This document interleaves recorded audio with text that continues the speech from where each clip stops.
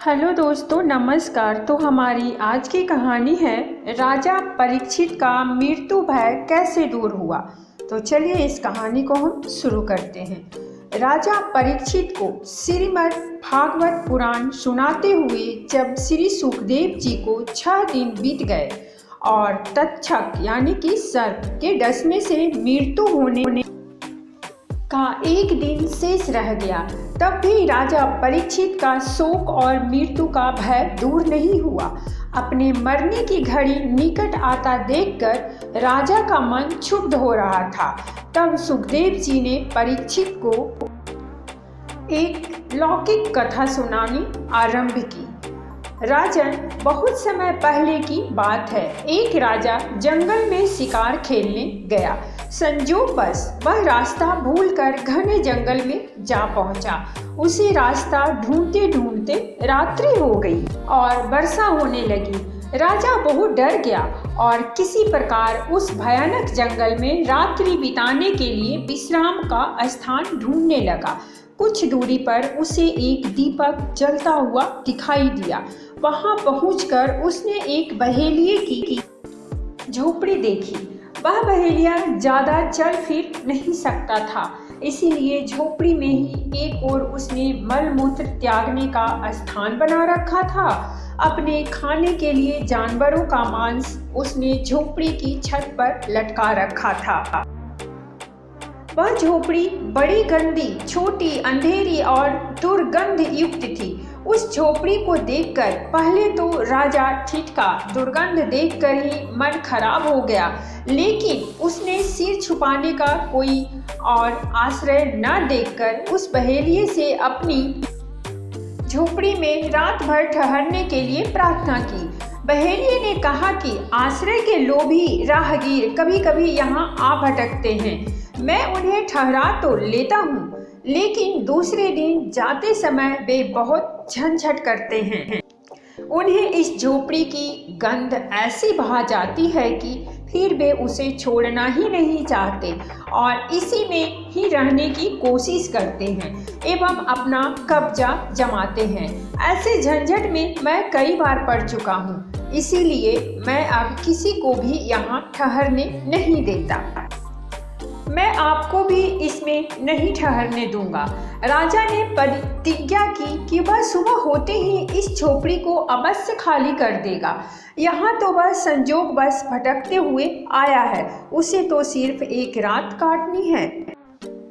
तब बहेलिये ने राजा को वहाँ ठहरने की अनुमति दे दी, पर सुबह होते ही बिना कोई झंझट किए झोपड़ी खाली करने की शर्त को दोहरा दिया। राजा रात भर एक कोने में पड़ा सोता रहा। सोने में झोपड़ी की दुर्गंध उसके मस्तिष्क में ऐसी बस गई कि सुबह जब उठा तो वही सबसे परम प्रिय लगने लगा।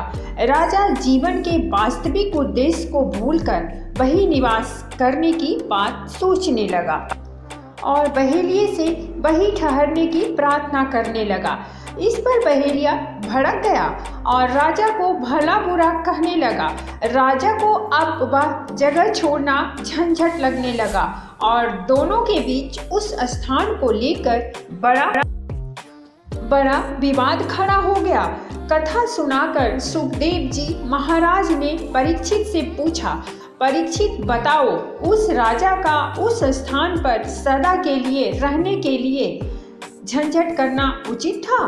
परीक्षित ने उत्तर दिया, भगवान, वह राजा कौन था? उसका नाम तो बताइए मुझे।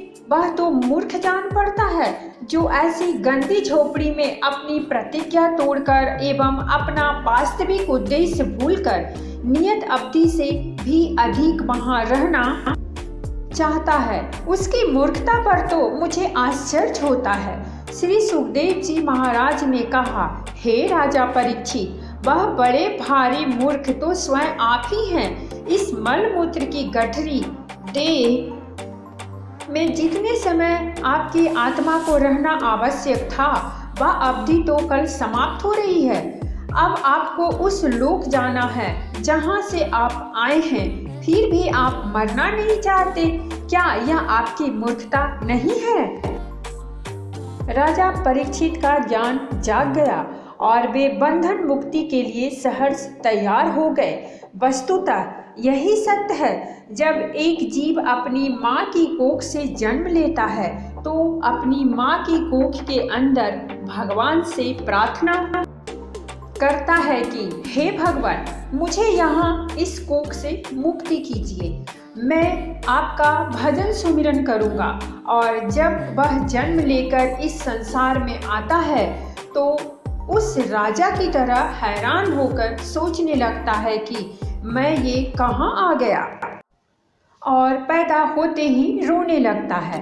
फिर धीरे धीरे उसे उस गंध भरी झोपड़ी की तरह यहाँ की खुशबू ऐसी भा जाती है कि वह अपना वास्तविक उद्देश्य भूलकर यहाँ से जाना ही नहीं चाहता है। तो दोस्तों, ये थी हमारी आज की कहानी। अगर कहानी अच्छी लगी हो तो प्लीज़ हमारे चैनल को सब्सक्राइब कीजिए, वीडियो को लाइक और शेयर जरूर कीजिए। कहानी सुनने के लिए बहुत बहुत धन्यवाद। मिलते हैं हम एक नई कहानी के साथ।